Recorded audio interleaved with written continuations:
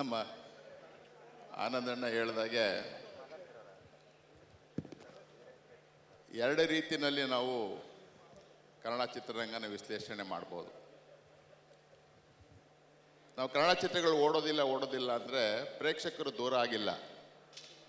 ಪ್ರೇಕ್ಷಕರು ಚಿತ್ರಮಂದಿರದಲ್ಲಿ ಬರೋದು ನೋಡೋದು ಇದ್ದೇ ಇದೆ. ನಾವುಗಳೇ ಎಲ್ಲೋ ಸ್ವಲ್ಪ ದೂರ ಮಾಡ್ಕೋತಾ ಇದ್ದೀವಿ. ಅದಕ್ಕೆ ನಾನಾ ಕಾರಣ ಇರ್ಬೋದು. ನಾನು ಡಿ ಬಾಸನ್ನ ಒಂದು ಕೇಳ್ಕೊಳ್ಳೋದಕ್ಕೆ ಇಷ್ಟಪಡ್ತೀನಿ. ಕರ್ನಾಟಕದಲ್ಲಿ ಕನ್ನಡ ಚಿತ್ರಗಳ ಮೂಲಕ ಇಡೀ ಪ್ರಪಂಚದ ಅಥವಾ ದೇಶದ ಯಾವುದೇ ರಾಜ್ಯ ಮೆಲ್ಕು ಹಾಕುವಂಗಿರಲಿ. ಅದು ಬಿಟ್ಟು ಪಾನ್ ಇಂಡಿಯಾ ಅನ್ನೋ ಚಿತ್ರಗಳನ್ನು ದೃಷ್ಟಿ ಇಟ್ಕೊಂಡು ಕನ್ನಡ ಚಿತ್ರ ಬೆಳೆಯೋದೇ ಬೇಡ. ಅಲ್ಲಲ್ಲ, ನಾನು ಯಾತಕ್ಕೆ ನಿಮ್ಮನ್ನು ನಾನು ಭಾಳ ಸಂದರ್ಭದಲ್ಲಿ ನಾನು ಯಾತಕ್ಕೆ ಮೆಚ್ಕೋತೀನಿ, ನಮ್ಮ ರಾಕ್ಲೈಲ್ ವೆಂಕಟೇಶ್ವರನವರು ಇವರೆಲ್ಲ ಏನಂದರೆ, ಇವರುಗಳು ಒಂದೊಂದಾಗಿ ಬುನಾದಿ ಹಾಕಿ ಕನ್ನಡ ಚಿತ್ರರಂಗವನ್ನು ಇಂದಿನವರು ಈಗಿನವರು ನಾಳೆಯವರು ಬೆಳೆಸಬೇಕೇ ಹೊರತು ಯಾವುದೋ ರಾಜ್ಯದಲ್ಲಿ ಹೆಚ್ಚು ಚಿತ್ರಮಂದಿರ ಓಡುತ್ತೆ ಮಾಡುತ್ತೆ ಅನ್ನೋದನ್ನ ಲೆಕ್ಕ ಹಾಕ್ಕೊಂಡು ಕನ್ನಡ ಚಿತ್ರ ಬೆಳಿಬೇಕು ಅಂತ ಅನ್ನೋದು ಸರಿಯಲ್ಲ ಅನ್ನೋದು ನನ್ನ ಮನಸ್ಸು. ಆಮೇಲೆ ನಾನು ಇನ್ನೊಂದು ಡಿ ಬಾಸ್ಗೆ ಮನವಿ ಮಾಡ್ಕೋತೀನಿ. ಆಗಲೇ ನಮ್ಮ ಪ್ರಸನ್ನ ಚಿತ್ರಮಂದಿರ 50 ವರ್ಷ ನೋಡಿ. ಒಂದು ಕನ್ನಡ ಚಿತ್ರದಲ್ಲಿ ಒಬ್ಬ ನಾಯಕ ನಟರು ನಟಿಸಬೇಕಾದ್ರೆ ಅದಕ್ಕೆ ಕತೆ, ಅದನ್ನು ಮಾಡಬೇಕು ಅನ್ನೋ ಧೈರ್ಯ ನಮ್ಮ ನಿರ್ಮಾಪಕರು, ಅದನ್ನ ನಟನೆ, ಅದು ವಾಸ್ತವಾಂಶ ಎಷ್ಟು ವರ್ಷದ ಹಿಂದಿನದು, ಅದನ್ನು ಇವತ್ತು ಹೇಳಿದ್ರೆ ಜನ ಹೇಗೆ ಅದನ್ನು ಮೆಲ್ಕಾಕ್ತಾರೆ, ಇವು ಮುಖ್ಯ. ಪ್ರಸನ್ನ ಚಿತ್ರಮಂದಿರಕ್ಕೆ 50 ವರ್ಷ ಆಯಿತು. ನಮ್ಮ ವೆಂಕಟೇಶ್ವರ ಆಗಲೇ ನಮ್ಮ ಹಿರಿಯವ್ರನ್ನ ನೆನೆಸ್ಕೊಂಡ್ರು. ನಮ್ಮ ಡಿ ಬಾಸ್ ಮಾಡಿರೋ ಕಾಟೇರ ಫಿಲಮ್ಮು 50 ವರ್ಷದ ಹಿಂದಿನ ಕಥೆನೇ. 74ನೇ ಇಸವಿಯ ಕತೆ. 74ರಲ್ಲಿ ಇವತ್ತು ಈಗ ನನಗೂ 62 ಅಂದರೆ ಅಲ್ಲಿಗೆ ಲೆಕ್ಕ ಹಾಕ್ಕೊಳ್ಳೆ 22 ವರ್ಷ ಅಂತ ಅವ್ರ ತಂದೆ ತಾಯಿಗಳು ಪಟ್ಟಂಥ ಈ ವ್ಯವಸ್ಥೆ, ಈ ನಮ್ಮ ದೇಶದಲ್ಲಿದ್ದಂಥ ವ್ಯವಸ್ಥೆನಲ್ಲಿ ಆ ತಂದೆ ತಾಯಿಗಳು ಪಟ್ಟಂಥದ್ದು ಬಹುಶಃ ಇವತ್ತಿನ ಯುವಕರಿಗೆ ಗೊತ್ತಿರಲ್ಲ. ಆದರೆ ಅದನ್ನು ಮೆಲ್ಕಾಕೋ ರೀತಿಯಲ್ಲಿ ಕತೆ ಬಂತಲ್ಲ, ಅದನ್ನು ನೋಡಿ ನಾವು ಹಿಂದಿನವ್ರು ನೆನಪು ಮಾಡ್ಕೊಬೇಕು ಅನ್ನೋದು ಈ ಕಥೆಯ ತಿರುಳು ಮೈನ್. ಅದನ್ನು ಮಾಡೋಷ್ಟು, ಅದನ್ನು ಮಾಡಿ ನಾನು ಜನಗಳೆಲ್ಲ ಮೆಚ್ಚಿಸ್ಕೊಳ್ತೀನಿ ಅನ್ಬೇಕಾದ್ರೆ ನಮ್ಮ ಡಿ ಬಾಸ್ ಅಂತವರೇ ಆಗಬೇಕೆ ಹೊರತು ಬೇರೆಯವ್ರ ಕೈಲಿ ಮಾಡೋಕ್ಕಾಗೋದಿಲ್ಲ. ಅದಂತ ಹೇಳಿದೆ.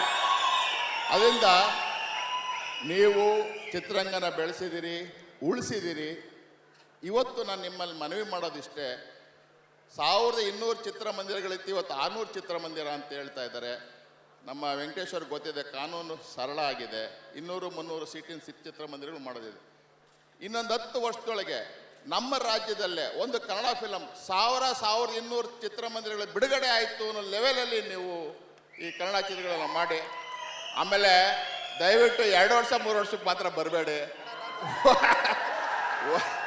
ವರ್ಷಕ್ಕೆ 2 ಫಿಲಮ್ ಬನ್ನಿ, ದಯವಿಟ್ಟು ಬನ್ನಿ. ಅಲ್ಲ ಇರಲಿ, ಇವಾಗ 3 ಅನ್ನೋದಲ್ಲ 2, ಯಾಕಂದರೆ ಅವ್ರಿಗೂ ಕತೆ ಮತ್ತೊಂದು. ಆಮೇಲೆ ನಾನು ಆಗಲೇ ಒಂದು ಮಾತನ್ನು ಅವರು ಮೊದಲು ಮಾತಾಡುವಾಗ ನಾನು ಹೇಳಿದೆ, ನಮ್ಮ ಕತೆ ನಾನು ಆ್ಯಕ್ಚುಲಿ ಪ್ರೊಡ್ಯೂಸರ್ ಅಲ್ಲ, ಬರೀ ಒಬ್ಬ ಎಕ್ಸಿಬಿಟ್ರು. ನೋಡಿ, ಈ ಜಾಗದಲ್ಲಿ ನಾನು ಆಗಲೇ ಲೆಕ್ಕ ಹಾಕ್ತಾ ಇದ್ದೆ, 3 ಕೋಟಿ ಜನ ಪ್ರೇಕ್ಷಕರು ಈ ಜಾಗಕ್ಕೆ ಬಂದು ಹೋಗಿದ್ದಾರೆ 50 ವರ್ಷದಲ್ಲಿ. 3 ಕೋಟಿ ಜನ ಚಿತ್ರನ ಪ್ರೇಮಿಸುವಂಥ ನಮ್ಮ ಪ್ರೇಕ್ಷಕರು ಈ ರೀತಿ 3 ಕೋಟಿ ಜನ ಬಂದೋಗುವಂಥದ್ದು ಯಾವ್ದಾರು ಹುಡ್ಕಿದ್ರೆ ದೇವಸ್ಥಾನಗಳು ಸಿಗೋದಿಲ್ಲ. ಅದರಿಂದ ಇದು ನಾವು ಆಗಲೇ ಹೇಳಿದಾಗೆ ನಮ್ಮ ಚಿತ್ರಮಂದಿರಕ್ಕೆ, ಪ್ರೇಕ್ಷಕರಿಗೆ ಚಿತ್ರಮಂದಿರನೇ ದೇವರು.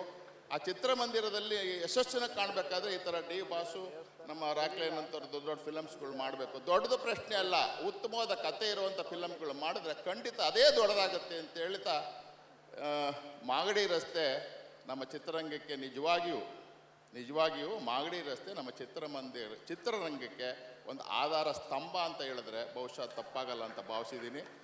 ನಮ್ಮ ಹಿರಿಯವರು ನೋಡಿ, 50 ವರ್ಷದ ಹಿಂದೆ 2 ಎಕರೆ ಜಾಗದಲ್ಲಿ ಸುಮಾರು 1.5 ಎಕರೆಯಷ್ಟು ವಿಶಾಲವಾದ ಒಂದು ಜಾಗನ ಮಾಡಬೇಕು ಅಂತೇಳಿ ನಮ್ಮ ಪೂರ್ವಿಕರು ಹಿಂದಿನ ಹಿರಿಯವರು ಮಾಡಿದ್ದಾರೆ ಅಂದರೆ ಅದನ್ನು ಉಳಿಸ್ಕೊಂಡು ಹೋಗ್ಬೇಕಾದ ಜವಾಬ್ದಾರಿ ಮಕ್ಳುಗಳದ್ದಿದೆ. ನಾವು ಆ ಕೆಲಸ ಮಾಡ್ತಾ ಇದ್ದೀವಿ, ನಮ್ಮ ಆನಂದಣ್ಣ ಮೇಲೆ ಕುಟುಂಬ ಮಾಡ್ತಾ ಇದೆ. ನಮ್ಮ ಉದ್ದೇಶ ಇಷ್ಟೇ, ಚಿತ್ರರಂಗದಲ್ಲಿ ಚಿತ್ರ ಪ್ರೇಕ್ಷಕರಿಗೆ ನಾವು ಎಷ್ಟು ಸಾಧ್ಯ ಮಟ್ಟಿಗೆ ನಮ್ಮ ಸೇವೆಯನ್ನು ಮಾಡಬೇಕು ಅನ್ನೋ ಮನೋಭಾವ ಇದೆ. ಎಲ್ಲರಿಗೂ ಒಳ್ಳೆಯದಾಗಲಿ. ನಾನು ಡಿ ಬಾಸಲ್ಲಿ ಒಂದು ಮಾತ್ರ ಮನವಿ ಮಾಡ್ತೀನಿ, ನಿಮ್ಮ ಫಿಲಮ್ನ 4 ಸರಿ ನೋಡಿದ್ದೀನಿ. ಸುಧೀರ್ ನಮ್ಮ ಡೈರೆಕ್ಟರ್ ಇಲ್ಲೇ ಇದ್ದಾರೆ, ನಮ್ಮ ಪ್ರೊಡ್ಯೂಸರ್ ಇಲ್ಲೇ ಇದ್ದಾರೆ. ನೀವು ಮತ್ತೆ ಫಿಲಮ್ಸ್ ಮಾಡಿ, ಯಾವುದೇ ಫಿಲಮ್ಸ್ ಮಾಡಿ, ನೀವು ಮಾತ್ರ ನೀವು 2 ಗಂಟೆ 40 ನಿಮಿಷ 30 ನಿಮಿಷ ಪ್ರೋಗ್ರಾಮ್ ಮಾಡ್ಕೊಳ್ಳಿ. ಅದರೊಳಗೊಂದು 15 ನಿಮಿಷ ನಿಮ್ಮ ನಗು, ನಿಮ್ಮ ಹಾಸ್ಯದ ನಗು ಇರಬೇಕು, ಖಂಡಿತ ಇರಬೇಕು. ಯಾಕೆಂದರೆ ಹಳೆ ಫಿಲಮ್ಗಳು ಇವತ್ತು ನಾವು ನೋಡ್ತಾ ಇದ್ದೀವಿ ಟಿ ವಿನಲ್ಲಿ, ಅವನ್ನೇ ನಾವು ನೋಡ್ತಾ ಇರೋದು. ಹಳೆ ಫಿಲಮ್ಸ್ ಏನು ಬರ್ತಾ ಇದೆ ಅದನ್ನು ಇವಾಗ ನಾವು ನೋಡ್ತಾ ಇದ್ರೆ ಅದನ್ನು ನೋಡ್ತಾ ಇದ್ದೀವಿ. ನಿಮ್ಮ ಸೀರಿಯಸ್ನೆಸ್ ಬೇಕು, ಕತೆಗೆ ಇರಲಿ, ಬೇಡ ಅಂತ ಹೇಳೋದಿಲ್ಲ. ಆದರೆ ನಿಮ್ಮನ್ನು ನೋಡಿ ನಾವು ಖುಷಿ ಪಡಬೇಕಾದ್ರೆ ಆ ಸೀನು ಇರಲಿ ಅಂತೇಳಿ ಈ ಸಂದರ್ಭದಲ್ಲಿ ಹೇಳ್ತಾ ನಾನು ಮಾತು ಮುಗಿಸ್ತೀನಿ. ಜೈ ಹಿಂದ್. ಚಂದ್ರು ಅವರು, ನೀವೊಂದು ಮಾತು ಹೇಳಿದ್ರಿ, ದರ್ಶನ್ ಅವರೇ ನೀವು ಪ್ಯಾನ್ ಇಂಡಿಯಾ ಸಿನಿಮಾ ಮಾಡಬೇಡಿ, ಕನ್ನಡಕ್ಕೋಸ್ಕರ ನಮ್ಮ ಚಿತ್ರರಂಗಕ್ಕೆ ಕನ್ನಡಿಗೋಸ್ಕರ ಸಿನಿಮಾ ಮಾಡಿ ಅಂತ ಹೇಳಿದ್ರಲ್ಲ. ನನ್ನ ಪ್ರೊಡಕ್ಷನ್ನಲ್ಲಿ ನಾನು ಯಾವುದಾದ್ರೂ ಚಿತ್ರಗಳು ಮಾಡೋಕ್ಕೆ ಹೋದಾಗ ಯಾವುದೇ ಒಂದು ಜನರಲಾಗಿ ಮಾತಾಡ್ತೀನಿ, ಒಂದು ಪ್ಯಾನ್ ಇಂಡಿಯಾ ಸ್ಕ್ರಿಪ್ಟ್ ಇದ್ರೇ ನನ್ನ ಹತ್ರ ಬೇರೆ ಹೀರೋಗಳು ಕಳ್ಸೋದು ನನ್ನ ಹತ್ರ, ಪ್ಯಾನ್ ಇಂಡಿಯಾ ಸಬ್ಜೆಕ್ಟ್ ಇದು ಮಾಡೋಣ ಅಂತ. ಆದರೆ ದರ್ಶನ್ ಒಂದೇ ಮಾತು ಹೇಳೋದು, ಅಣ್ಣ ಪ್ಯೂರ್ ನಮ್ಮ ಕನ್ನಡ ಜನಕ್ಕೆ, ಪ್ಯೂರ್ ನಮ್ಮ ಕರ್ನಾಟಕಕ್ಕೆ, ನಮ್ಮ ಕನ್ನಡ ಜನಕ್ಕೆ ಮಾತ್ರನೇ ಫಸ್ಟ್ ಪಿಕ್ಚರ್ ಮಾಡೋಣ. ಅದು ಇವ್ರಿಗೆ ಇಷ್ಟ ಆದರೆ ಇಡೀ ದೇಶಕ್ಕೆ ಇಷ್ಟ ಆದಷ್ಟು ಸಂತೋಷ ಆಗುತ್ತೆ ನನಗೆ ಅಂತ ಈ ಮಾತನ್ನ ನಾನು ತುಂಬ ಹೆಮ್ಮೆಯಿಂದ ಹೇಳ್ಕೊತೀನಿ. ನನಗೆ ಅಲ್ಲ, ಎಲ್ಲ ನಿರ್ಮಾಪಕರಿಗೂ ಹೇಳೋ ಮಾತು ಇವರು, ಬೇಡ ಫಸ್ಟ್ ನಮ್ಮ ಜನಕ್ಕೆ ನಾವು ಸಿನಿಮಾ ಮಾಡೋಣ. ನಮ್ಮ ಜನ ಇಲ್ಲಿ ಶಿಲ್ಲೆ ಹೊಡೆದು ಕೂಗಿದ್ರೆ ಇಡೀ ದೇಶದ ಜನ ಬಂದು ನಮ್ಮ ಸಿನಿಮಾ ತಗೊಂಡು ಹೋಗ್ತಾರೆ ಅನ್ನೋ ಒಂದು ಮೊದಲನೇ ಮಾತು ಎಷ್ಟು ಚೆನ್ನಾಗಿ ಹೇಳ್ತಾರೆ ಅಂದರೆ, ಅವಾಗ ಒಬ್ಬ ಡೈರೆಕ್ಟ್ರಿಗೆ, ಒಬ್ಬ ರೈಟ್ರಿಗೆ ಒಂದೇ ವಿಷನ್ ಇರುತ್ತೆ. ಇಲ್ಲ ಅಂದರೆ ಅಯ್ಯೋ ತಮಿಳ್ನಾಡಲ್ಲಿ ಏನು ಮಾಡ್ಬೇಕು ನಾನು, ಆಂಧ್ರ ಜನಕ್ಕೆ ಏನು ಬರಿಬೇಕಿಲ್ಲಿ, ಸೊ ಹಿಂದಿ ಉತ್ತರ ಅಂದರೆ ಹಿಂದಿ ಪಿಕ್ಚರ್ ಆ ಜನನೂ ನೋಡಬೇಕು, ಏನು ಬರಿಬೇಕು. ಸೊ ಎಲ್ರಿಗೂ ಟೋಟಲಿ ಆದಷ್ಟು ಇಲ್ಲೇ ನಮ್ಮ ಕನ್ನಡ ಜನಕ್ಕೆ ಮಾಡಬೇಕು. ಕಲಾವಿದರು ಅಷ್ಟೇ, ನಮ್ಮಲ್ಲೇ ಕಲಾವಿದರು ಇದ್ದಾರೆ, ಫಸ್ಟ್ ನಮ್ಮವ್ರಿಗೆ ಚಾನ್ಸ್ ಕೊಡೋಣ, ನಮ್ಮಲ್ಲಿ ಇಲ್ಲ ಅಂದರೆ ಆಚೆ ಹೋಗೋಣ ಅನ್ನೋ ಒಂದು ಸ್ವಭಾವ ತುಂಬ ಸಂತೋಷ. ಯಾಕೆಂದರೆ ಇಂಥ ಒಂದು ಕಲಾವಿದರು, ಇಂಥ ಒಬ್ಬ ನಾಯಕ ನಟನಿಗೆ ಭಗವಂತ, ನಾನು ಅದಕ್ಕೆ ಹೇಳಿದ್ದು, ತುಂಬ ಆಯುಷ್ಯ ಆರೋಗ್ಯ ಕೊಟ್ಟು 100 ಚಿತ್ರಗಳು ಇದೇ ಥರ ಮಾಡಲಿ, ನೀವು ಹೇಳ್ದಂಗೆ ವರ್ಷಕ್ಕೆ 2 ಪಿಕ್ಚರ್ ಮಾಡಲಿ ಅಂತ ನಾವು ಕೇಳ್ಕೊತೀವಿ. ಕಷ್ಟ ಇದೆ ಗೊತ್ತು ಸರ್, ಕಷ್ಟ ನಿಮ್ಮ ಕೈಯಲ್ಲಿ ಆಗೋದು, ಕಷ್ಟನ ಸರಿಪಡಿಸೋದಕ್ಕೆ ಮಾಡಿ. ಅವರು ಕಷ್ಟ ಬಿಟ್ಟು ಮಾಡೋಕ್ಕೆ ತಯಾರಾಗಿದ್ದಾರೆ, ಆದರೆ ಅವ್ರಿಗೆ ಕಥೆಗಳು ಸರಿಯಾಗಿ ಸಿಗ್ತಾ ಇಲ್ಲ ಅಷ್ಟೇ. ಕತೆ ಇಂಪಾರ್ಟೆಂಟ್. ಮನುಷ್ಯನಿಗೆ ಇವತ್ತು ಕಾಟೇರ ಕತೆ ಮಾಡಿದವ್ರು ಇಲ್ಲೇ ಇದ್ದಾರೆ, ಅವ್ರಿಗೆ ಕೇಳಿ ಎಷ್ಟು ದಿವಸ ಮಾಡಿದ್ರು, ಎಷ್ಟು ದಿವಸ ಒಂದು ಥ್ರೆಡ್ ಹೇಳ್ಬಿಟ್ಟು ಪಿಕ್ಚರ್ ಸ್ಕ್ರೀನ್ ಪ್ಲೇ ಮಾಡಲಿಕ್ಕೆ ಎಷ್ಟು ದಿವಸ ತೊಗೊಂಡ್ರು ಅಂತ ನಿರ್ಮಾಪಕರಿಗೆ ಗೊತ್ತು. ನಮಗೂ ಒಂದೊಂದು ಸ್ವಲ್ಪ ನಿರ್ಮಾಪಕರ ಜೊತೆ ಓಡಾಡಿ ಇದು ನಮ್ಮದು ಒಂಥರ ನಮ್ಮನೆ. ರಾಕ್ ಲೈನ್ ಪ್ರೊಡಕ್ಷನ್ಸು ನನ್ನ ಮನೆ. ಇದು ರಾಕ್ ಲೈನ್ ವಿಂಟೇಜ್ ಪ್ರೊಡ್ಯೂಸರ್ ಅಲ್ಲ, Anand producer. Rock line Venkatesh ಅವರು ಇದುವರೆಗೂ ಯಾವ್ದಾದ್ರು ಚಿತ್ರ ನಿರ್ಮಿಸ್ತಾರೆ, ಎಲ್ಲ ಇಲ್ಲೇ ಸ್ಕ್ರೀನ್ ಆಗಿದೆ, ಎಲ್ಲನೂ 50 ದಿವಸ 100 ದಿವಸ ಹೋಗಿದೆ. ಆದರೆ ನಮಗೆ ಅದೃಷ್ಟ ಬಂದಿದ್ದು ಅವ್ರ ಪ್ರೊಡಕ್ಷನಲ್ಲಿ, ಅವ್ರ ಪ್ರೊಡಕ್ಷನ್ ಅಲ್ಲ ನಮ್ಮ ಪ್ರೊಡಕ್ಷನಲ್ಲಿ ಇದೇ ಫಸ್ಟ್ ನಾನು ಇಲ್ಲಿ 50 ದಿವಸ ಮಾಡಲಿಕ್ಕೆ ಅವಕಾಶ ಸಿಕ್ಕಿದ್ದು. ಅದು ನನ್ನ ಸಂಸ್ಥೆ ಅಂತ ಹೇಳ್ಕೊಳ್ಳೋಕೆ ನನಗೆ ಹೆಮ್ಮೆ ಆಗುತ್ತೆ. ಜೊತೆಗೆ ಈ ಡಿ ಬಾಸ್ನ ಕನ್ನಡ ಚಿತ್ರರಂಗಕ್ಕೆ ಪರಿಚಯ ಮಾಡಿಸ್ಕೊಡುವಂಥ ನಮ್ಮ ಆತ್ಮೀಯ ಸ್ನೇಹಿತ ರಾಮಮೂರ್ತಿ ಬಂದಿರಬೇಕು, ಇಲ್ಲೆಲ್ಲೋ ಇದ್ದಾರೆ.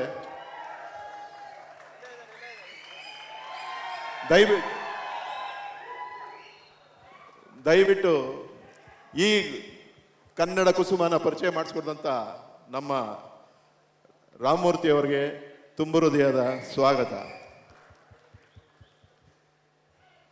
ಆಮೇಲೆ ನಮ್ಮ ಡಿ ಬಾಸ್ ಅವ್ರದ್ದು 25 ವರ್ಷ ಚಿತ್ರರಂಗದ ಸೇವೆ ಸಲ್ಲಿಸಿ ಕಷ್ಟ ಸುಖ ಹಳ್ಳ ತಿಣ್ಣೆ ಏರು ಪೇರು ಎಲ್ಲ ನೋಡಿ ಎಷ್ಟು ಮನಸ್ಸನ್ನ ಕಲ್ಲು ಮಾಡ್ಕೊಂಬಿಟ್ಟು ಈಗ ಒಂಥರ ಕಾಶಿ ವಿಶ್ವನಾಥ್ ಥರ ಕಲ್ಲಾಗ್ಬಿಟ್ಟು ನಿಂತು ಬಿಡ್ತಾರೆ. ಯಾರೇನೇ ಅಂದ್ರೂ ತಲೆ ಕೆಡಿಸ್ಕೊಳ್ಳಲ್ಲ. ಯಾರೇನೇನ್ಲಿ, ನನ್ನನ್ನು ಕೇಳಬೇಕಾದ್ರು ಹೇಳ್ಬೇಕಾದ್ರು ಏನಿದ್ರು ಅವರು, ನನ್ನನ್ನು ಏನು ಕೇಳಬೇಕಾದ್ರೂ ಅವ್ರು ಕೇಳ್ಬೋದು ಅಷ್ಟೇ.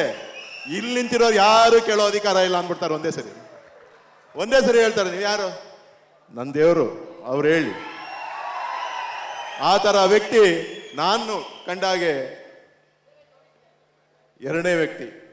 ಮೊದಲು ಹೇಳಿದ್ದು ನಿಮಗೆ ಗೊತ್ತು, ಡಾಕ್ಟರ್ ರಾಜ್ಕುಮಾರ್ ಅವರು ಕನ್ನಡ ಕನ್ನಡ ಕನ್ನಡ ಕನ್ನಡ ಬಿಟ್ಟು ಎಲ್ಲೂ ಹೋಗಲಿಲ್ಲ. ಅವ್ರ ಉಸಿರೇ ಕನ್ನಡ ಆಗೋಯ್ತು. ಅದು ಬಿಟ್ಟು ನಾನು ಕನ್ನಡ ಸಿನಿಮಾ ಬಿಟ್ಬಿಟ್ಟು ಈಗ ತಾನೇ ಹೇಳ್ತಾ ಇದ್ರು, ನಾನು ಅವೆಲ್ಲ ಮಾಡಲ್ಲ.